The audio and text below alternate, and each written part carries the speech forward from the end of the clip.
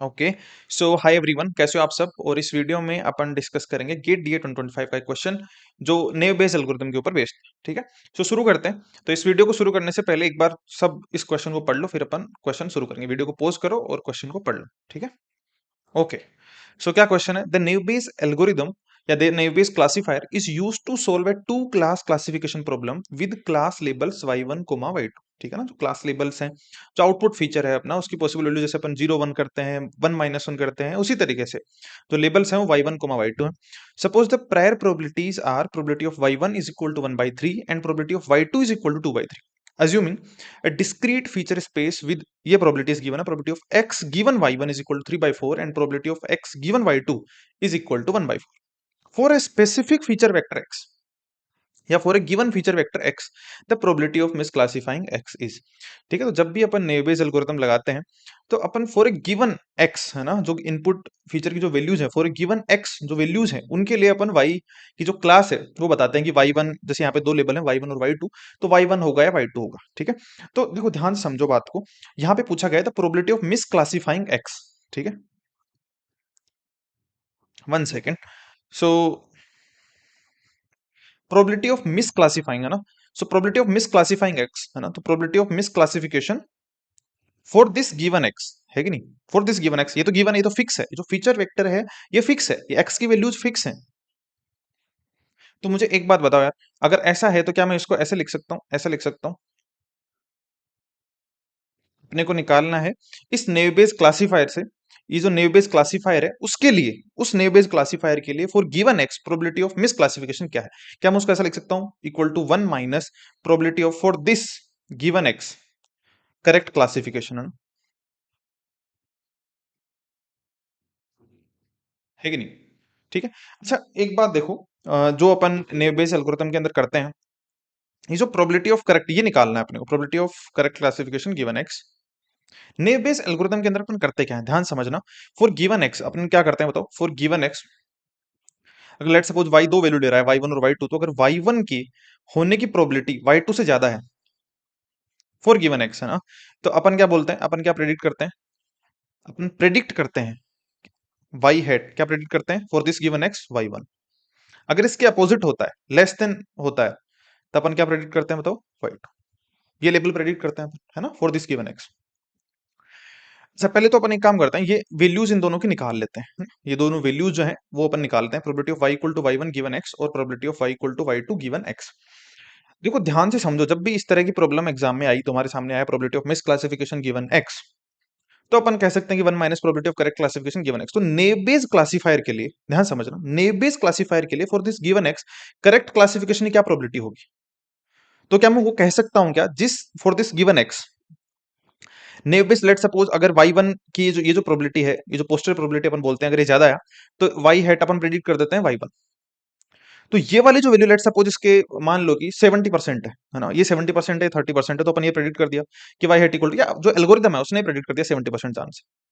तो नेव Bayes classifier के through for given x इसके ये क्लास होने के कितने चांसेस हैं, ये एक्चुअल में क्लास मिले उसके कितने चांसेस हैं, 70%। तो हो सकता है कि कितने चांसेस वो हैं जिसमें वो क्लास ना मिले, उसके 30% चांस। तो अपन ने क्लास जो एक्चुअल में क्लासिफाई कर दिया वो तो वाई वन कर दिया, बट वहां पे 30% चांस है कि वो वाई वन ना मिले, तो वो ही है प्रोबेबिलिटी ऑफ मिसक्लासिफिकेशन गिवन एक्स। ठीक है। तो इसको अपन ऐसे समझते हैं, देखो पहले अपन ये सोल्व कर लेते हैं ना, probability of y one y equal to y one given x, y equal to y one given x. तो अगर ये सोल्व कर लिया मैंने, क्योंकि तो जो दूसरा है वो अपन ऐसे निकाल लेंगे, probability of y equal to y two given x, वो क्या हो जाएगा बताओ, 1 second. Y equal to y two given x क्या हो जाएगा, 1 minus probability of y equal to y one given x, है कि नहीं। तो एक ही सोल्व करना है अपने को, एक सोल्व कर दिया दूसरा अपने आप आ जाएगा। तो पहले इसको सोल्व कर लेते हैं। ठीक है, इसको सोल्व कर लेते हैं। Okay. So probability of y equal to y one given x, तो इसको अपन कैसे लिखेंगे बताओ, probability of y is equal to y one given x को क्या लिखेंगे, probability of A given B अपन कैसे लिखते हैं, probability of y equal to y one comma x divide probability of x, है कि नहीं। अच्छा ये जो है इसको अपन कंडीशनल प्रोबेबिलिटी के टर्म्स में कैसे लिख सकते हैं, प्रोबेबिलिटी ऑफ एक्स गिवन, और ये अपने को गिवन भी है। क्यों अपन ने लिखा, देखो अगर अपने को डायरेक्टली ये गिवन होता तो अपन इसको ब्रेक डाउन नहीं करते, अपने को गिवन क्या है, अपने को गिवन ये है, तो क्वेश्चन के बेस पे अपने को जाना है, अप्रोच करना है, क्योंकि अपने को ये प्रोबेबिलिटी चाहिए, तो फिर अपने डायरेक्ट पहले ये लिख दिया, हमेशा यही अप्रोच फॉलो करनी है, पहले ये लिख दिया। अगर ये डायरेक्टली अपने को गिवन है, ये गिवन है ना, तो अपन क्यों ब्रेक डाउन करेंगे, ये गिवन नहीं है तो अपन ने ब्रेक डाउन किया, क्योंकि अपने को ये गिवन है। ठीक है, तो इसमें ब्रेक डाउन कर सकते हैं, x given y equal to y one into probability of y equal to y one divide by probability of x. ठीक है, सो अब देखो यहाँ पे probability of x given y equal to y one क्या है, ध्यान समझना, I think 1 second. Okay, so probability of x given y equal to y one क्या है, ये देखो ये है 3/4, और प्रोबेबिलिटी ऑफ वाई वन क्या है, वो है 1/3, है ना, 3/4 इंटू 1/3, मैं लिख सकता हूँ ऊपर वाली जो टर्म है उसको 3/4, ऊपर वाली जो टर्म है उसको 3/4 इंटू 1/3, नीचे जो आएगा वो क्या आएगा, प्रोबेबिलिटी ऑफ एक्स। अब देखो प्रोबेबिलिटी ऑफ एक्स यहाँ पे अपने को गिवन नहीं है, ध्यान समझना, यहाँ पे प्रोबेबिलिटी ऑफ एक्स अगर गिवन होती क्वेश्चन के अंदर तो अपन यहाँ पे रख देते, बट अपने को गिवन नहीं थी, तो ध्यान याद करो, जब अपन इस तरीके से बेज की जो प्रॉब्लम है उसको सोल्व करते हैं और अपने को प्रोबेबिलिटी ऑफ, ये जो नीचे वाला प्रोबेबिलिटी ऑफ बी नहीं गिवन होती है, तब अपन किसके थ्रू जाते हैं, टोटल प्रोबेबिलिटी थ्योरम, याद करो ना, टोटल प्रोबेबिलिटी थ्योरम के थ्रू जाते हैं। अगर ये अपने को डायरेक्टली गिवन नहीं है तो अपन किसके थ्रू जाएंगे, टोटल प्रोबेबिलिटी थ्योरम। तो याद करो टोटल प्रोबेबिलिटी थ्योरम क्या होती है भाई, देखो ध्यान समझो, यहाँ पे जो दो रेंडम वेरिएबल हैं एक्स और वाई, जो वाई है उसकी दो पॉसिबल वैल्यूज हैं, ऑब्वियसली म्यूचुअली एक्सक्लूसिव है, वाई वन और वाई टू, और एक्स तुम्हारा एक रेंडम वेरिएबल है एक्स।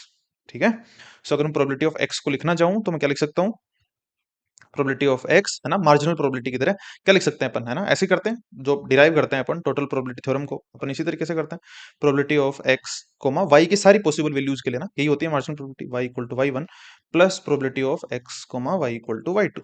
ठीक है, और इसको अपन क्या लिख सकते हैं, ब्रेक डाउन कर सकते हैं, बताओ, इसको दो तरीके से ब्रेक डाउन कर सकते हैं, conditional probability into some probability of x और probability of y equal to y one, but ये अपने को देखना पड़ेगा क्वेश्चन में अपने को क्या गिवन है, क्वेश्चन में अपने को ये गिवन है तो अपन इससे ब्रेक डाउन कर सकते हैं, इसको अपन ये लिख सकते हैं, probability of x given y equal to y one into probability of y equal to y one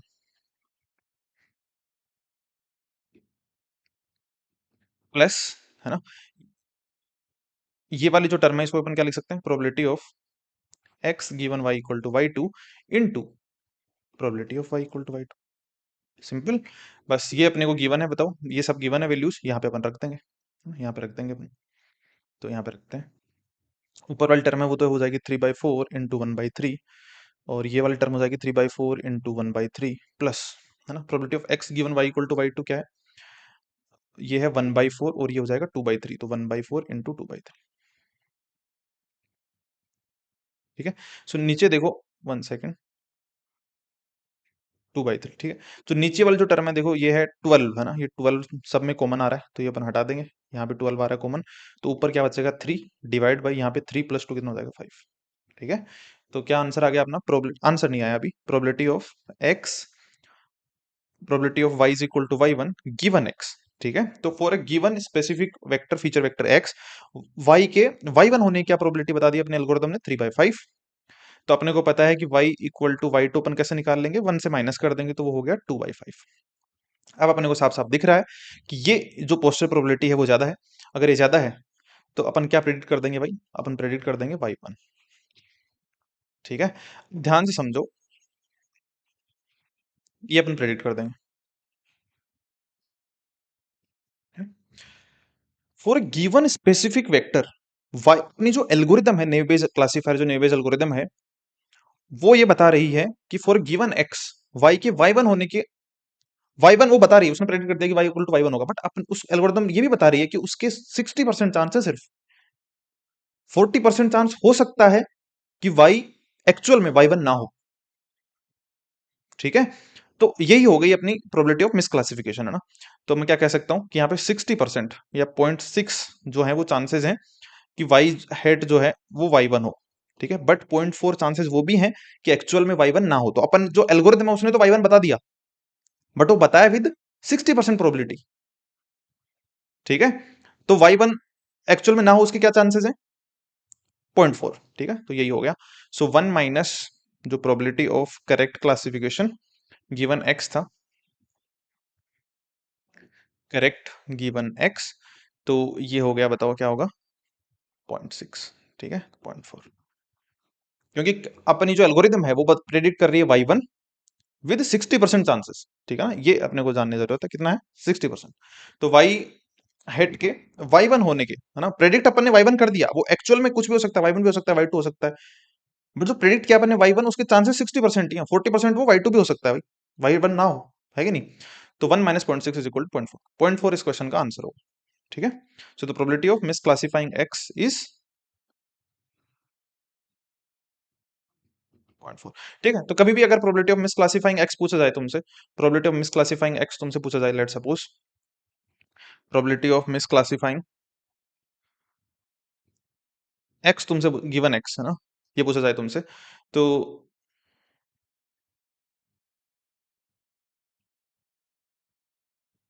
1 second, है ना, तो इसको क्या लिखोगे तुम बताओ, 1 minus probability of correct classification given x, है ना, और फॉर नेव बेस एल्गोरिथम ये क्या होगा बताओ, ये क्या होगा? क्या मैं इसको ऐसे लिख सकता हूँ कि 1 minus maximum of all posterior probability, है ना, ऑल पोस्टेज प्रोबेबिलिटी मतलब probability of y i, y equal to y i given x, इनमें से क्योंकि जो मैक्सिमम होगी वही अपन प्रेडिक्ट करेंगे, है कि नहीं? ये मैं कह सकता हूँ, तो ये तुम्हारा टोटल जो है 1 minus maximum of probability of y equal to y i given x, ये तुम्हारा probability of misclassification given x, या किसी गिवन एक्स के लिए जो अपना एल्गोरिथम है उसकी मिस क्लासिफिकेशन करने के कितने चांसेस हैं वो ये हो जाएंगे, ठीक है? Cool, so that's all I think.